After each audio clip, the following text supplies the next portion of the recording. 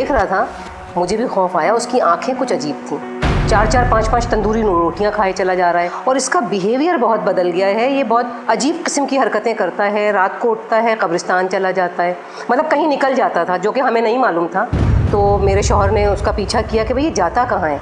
जाके देखा तो वो कब्रिस्तान में बैठा हुआ है और कब्र खोद के और कह रहा है ये मेरी कब्र है। पीठ के पीछे जो दरवाज़ा था वहाँ पे वो लड़का आया और उसने आके वहाँ से झांका। जब उसने झांका तो वो मुझे देख रहा था।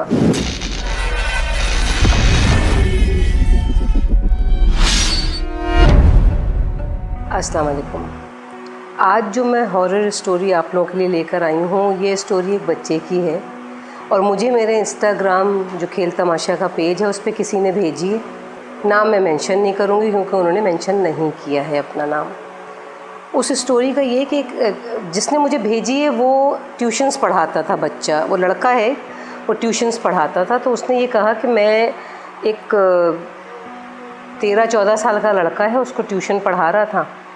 तो काफ़ी दिनों से 1 महीना 2 महीना काफ़ी महीने गुजर गए और बड़ी अच्छी ट्यूशन चल रही थी। वो बच्चा पढ़ने में बहुत अच्छा था और मैं आराम से जाता था। मुझे ज़्यादा मैं अपनी फ़ीस कवर कर लेता था ट्यूशन्स पढ़ा के। काफ़ी दिन मतलब पढ़ाते पढ़ाते गुजर गए। बच्चा पढ़ने में अच्छा था, उसके रिज़ल्ट अच्छे आने लगे तो उसके पेरेंट्स भी ज़ाहिर है खुशी महसूस कर रहे थे। कुछ दिनों के बाद मुझे उनकी वालदा का ना ये छुट्टियां होती हैं जब स्कूलों में, तो छुट्टियों के बाद उनकी वालदा का मुझे फ़ोन में आया कि आप अभी आइएगा मत।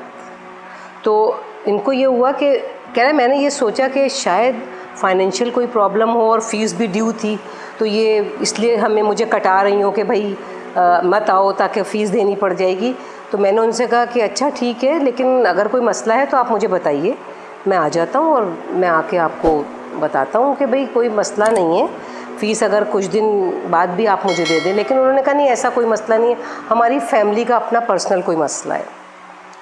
तो बहरहाल वक्त गुज़रता चला गया। जब कुछ दिन और गुज़रे तो मैंने सोचा कि मैं ख़ुद जाके मालूमात करूं कि आखिर इनके घर में क्या परेशानी है। मैं चला गया, 2-3 महीने गुज़र चुके थे। उसके बाद जब मैं पहुंचा हूं तो उनकी वालदा रोने लगी मुझे देख के और कहने लगी कि भाई अभी मेरे बच्चे की कुछ तबीयत सही नहीं है और हम बड़े मसाइल में फंसे हुए हैं। तो कहने का फिर मेरे जहन में यही आया कि वो फाइनेंशियल प्रॉब्लम है। तो कहने मैंने उनसे पूछा कि भाई, उस लड़के ने कहा मैंने उनसे ये पूछा कि आखिर मसला है क्या। तो उन्होंने कहा कि ये जो है ना, ये रातों को सोता नहीं है और खाता है तो 4-4 5-5 तंदूरी रोटियां खाए चला जा रहा है और इसका बिहेवियर बहुत बदल गया है। ये बहुत अजीब किस्म की हरकतें करता है, रात को उठता है, कब्रिस्तान चला जाता है, मतलब कहीं निकल जाता था जो कि हमें नहीं मालूम था। तो मेरे शौहर ने उसका पीछा किया कि भाई ये जाता कहाँ है। जाके देखा तो वो कब्रिस्तान में बैठा हुआ है और कब्र खोद के और कह रहा है ये मेरी कब्र है। तो कह नहीं हम लोग बहुत परेशान हैं, हमारी समझ में नहीं आ रहा कि शायद इसको किसी रूहानी कोई और मसला है और किसी बुरी ताकत ने इसको घेर लिया है। तो कहने लगे मैं बात कर ही रहा था उनसे तो उनकी पीठ के पीछे जो दरवाज़ा था वहाँ पे वो लड़का आया और उसने आके वहाँ से झांका। जब उसने झांका तो वो मुझे देख रहा था और जिस तरह से वो मुझे देख रहा था मुझे भी खौफ आया। उसकी आंखें कुछ अजीब थीं। फिर उसके बाद उनकी अम्मी, ज़ाहिर है कि मुझे अच्छा नहीं लग रहा था कि इस तरह से वो मुझसे कह रही हैं तो मैं उनकी कोई मदद भी नहीं कर सकता। मैं इस सिलसिले में उनकी क्या मदद करूं, क्योंकि ये तो एक ऐसा मसला था कि वो किसी बुज़ुर्ग के पास जाएं या किसी से पूछें। तो मैंने उनको यही कहा, मैंने कहा आप अपने घर में कुछ किसी बुज़ुर्ग को बुला के दिखाएं कि कोई इस तरह की मखलूक़ात या कोई चीज़ तो नहीं है, या आपके बच्चे के साथ कोई ऐसी रूहानी प्रॉब्लम है तो आप उसका रूहानी इलाज कराएं बजाय इसके कि दुनियावी इलाज कराएं। ये कह के उनकी अम्मी ने जब मुड़ के देखा तो इसने कहा कि देखें, वो नाम लिया उस बच्चे का, मैं लेना नहीं चाहती, कि वो पीछे खड़ा है। तो जैसे उनकी अम्मी ने मुड़ के देखा तो उसने एकदम से वो भाग के अंदर गया। तो कह रही उनकी अम्मी भी पीछे से भागी, मैं भी भागा। तो वो गद्दे पे कूदा और एकदम से पंखे पे चढ़ गया।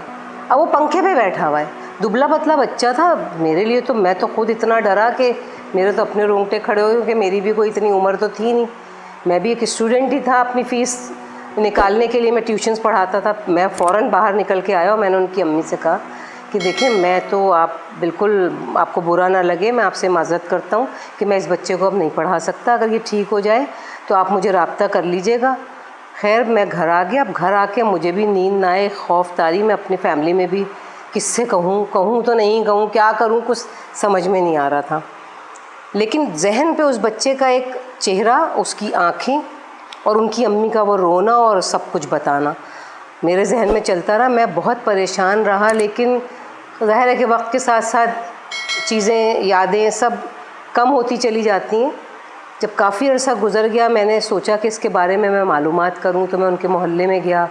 मैंने पूछा कि भाई इस नाम का बच्चा था, ये था, तो पता ये चला कि वो लोग इस शहर को छोड़ के कहीं चले गए। अब ये एक ऐसी बात थी कि मुझे नहीं मालूम कि उस बच्चे के साथ क्या मसला था, लेकिन यकीनन उसके साथ कोई रूहानी मसला था। इसलिए कभी भी अगर कोई इस तरह की चीज़ें जो डिफरेंट हों और अलग तरह की, जो आप समझते हो कि सही नहीं है किसी के भी साथ, तो उसको फ़ौरन उस पर तवज्जो दें और किसी बुज़ुर्ग से राब्ता कायम करें, उनको बताएं, उनसे कुछ दुआ। सबसे इम्पॉर्टेंट तो ये कि आप सूरह बकरा सुनें, वो बहुत सी चीज़ों का हल है। हमारे कुरान में इतनी आयतें और कितनी सूरतें हैं कि हम उन्हीं से बहुत सी चीज़ों को ट्रीट कर सकते हैं। तो ये एक छोटी सी बात थी जो मेरे इंस्टाग्राम पे किसी ने शेयर की थी, मैंने सोचा मैं आप लोगों से भी शेयर करूं। और अगर आप लोग कोई स्टोरी या कोई भी ऐसी बात या कोई ऐसा हादसा जो आप लोगों के साथ हुआ हो, जो थोड़ा सा खौफ की तरफ भी हो, आप लोग अपना नाम नशर करना चाहें तो बताएं, नहीं नशर करना चाहें तो ना बताएं, मैं नहीं बताऊंगी। मेरा खेल तमाशा का इंस्टाग्राम पेज भी है और यूट्यूब पे भी आप लोग मुझे मैसेजेस कर सकते हैं। आप लोग अपनी स्टोरी भेजिए। अगर आप चाहेंगे कि थोड़ी सी आपकी आवाज़ में सुनाई जाए तो ज़रूर सुनाऊंगी। अल्लाह हाफ़िज़।